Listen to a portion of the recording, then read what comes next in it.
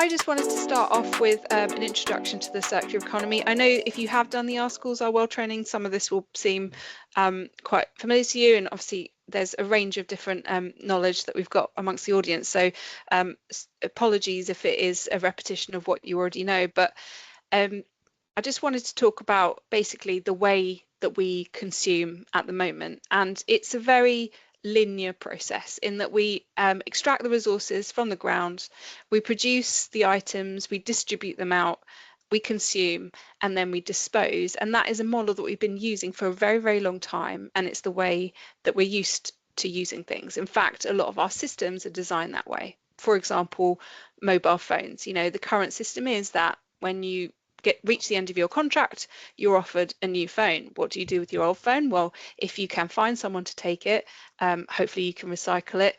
But otherwise, sometimes they just sit in drawers.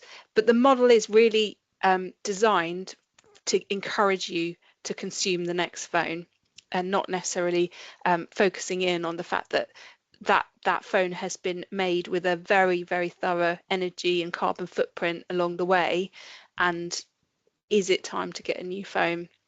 Can we think of a different way of consuming these resources? In fact, so the kind of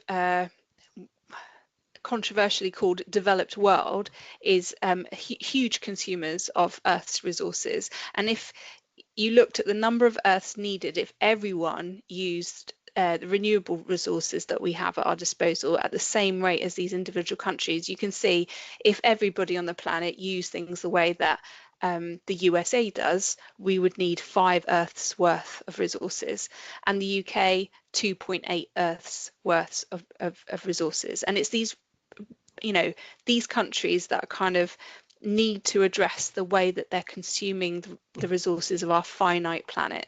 So I just wanted to make you aware of kind of how we need to address that. And the circular economy is a way that we can start making a dent on that impact that we're having on Earth's resources. It's basically taking the linear model and actually going, well, how can we circle back and look at extending the life of the resources that we are extracting out of the ground. And you can see here, so instead of going to landfill, the first stop is we could repair the item or extend the use of the item. We could reuse the item, so sell it on and get someone else to use it. And a lot of people are engaging with that. You know, vintage is booming, and reuse is very popular now.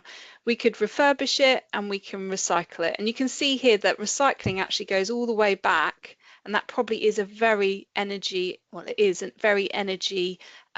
intensive form of you know, reintroducing something back into this system. It is better to extend the use as long as we can. So Bea Johnson is a activist and environmental writer in the US, and she says what we need to do is refuse what you do not need, reduce what you do need, reuse what you consume, and recycle what you cannot refuse, reduce, or reuse, and then rot or compost the rest. So it's just quite a nice way of thinking about it. Another way to showcase that is the waste hierarchy. So I don't know if some of you teach this in schools or you've seen it, but it's just a nice sort of upside down triangle that says, look, this is where we should be. We should be reducing, we should be rethinking what we're doing, and we should be redesigning something.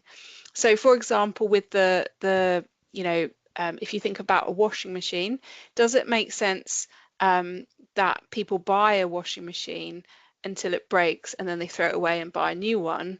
Or does it make more sense to restructure the way we use things, that actually we borrow the washing machines from a service provider, and then when they break down, they go back to the service provider and we re-rent a machine?